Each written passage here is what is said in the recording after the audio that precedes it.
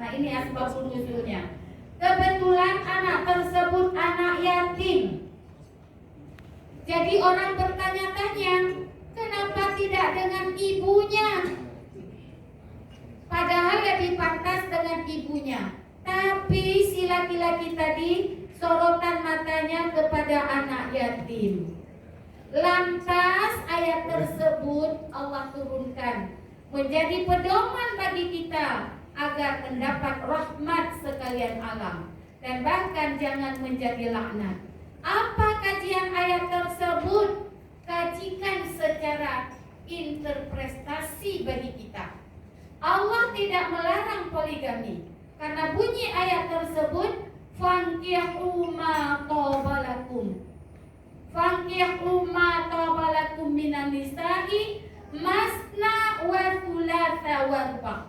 Nikahilah perempuan-perempuan yang kamu mau. Mau 2, mau 3, mau 4, silahkan. Tidak ada larangan bagi Allah. Namun Allah menekankan di berikutnya dan ayat ini tidak ditelusuri pada yang di bawahnya.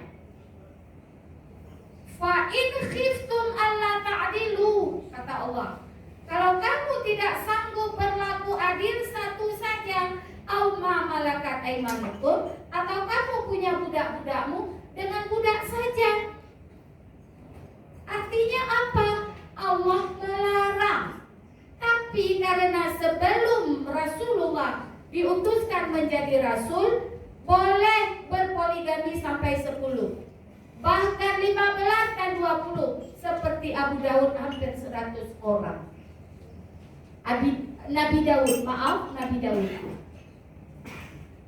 Namun karena umat Muhammad pada akhir zaman ini dhaif, umur kita ghalibnya 63 tahun, hidupnya hanya berlaku dosa.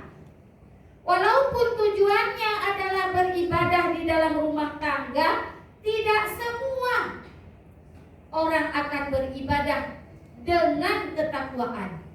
Namun semua rata-rata kita dengan hawa nafsu di akhir zaman ini. Maka Allah memberi peringatan kepada kita. Kenapa? Allah ini aliman kabiro. Allah maha mengetahui. Namun saya tidak menentang poligami, karena ayat Allah lebih dulu diturunkan kepada kita. Saya tidak menentang, karena Allah sudah memberi lampu hijau kepada kita.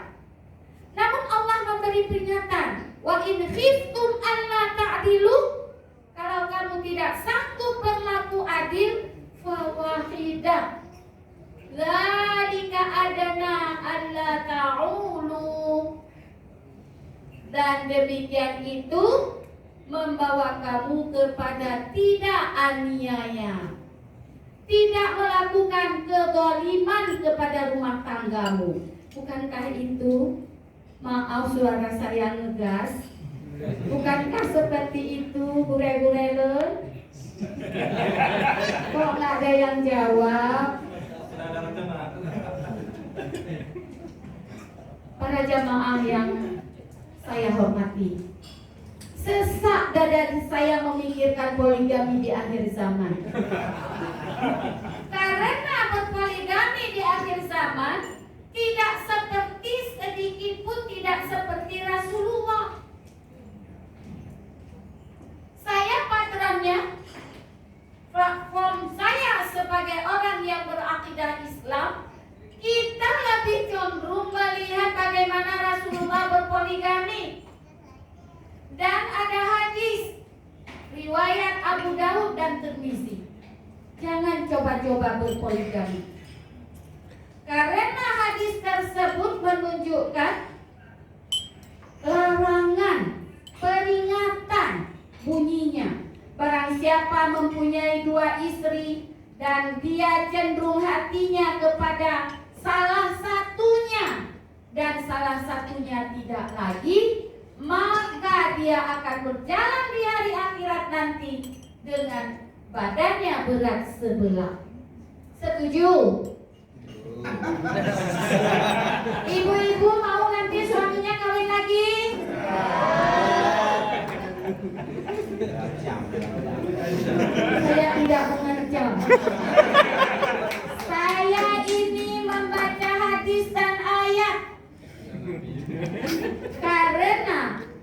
akhir zaman. Kamu dhaif. Kamu tidak sanggup. Maka kita lihat bagaimana ayat tersebut menjadi pembelajaran bagi kita. Ayo kita kaji.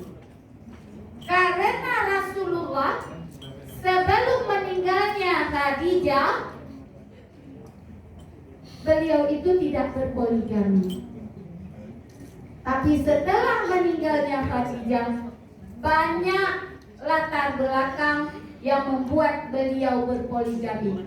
Dan poligaminya Rasulullah itu tidak dengan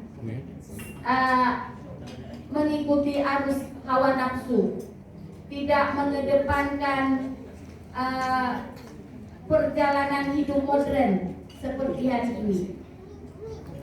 Nah, kenapa saya katakan demikian? Fenomena kehidupan di dalam kehidupan kita ini, maksud saya, itu banyak terjadi.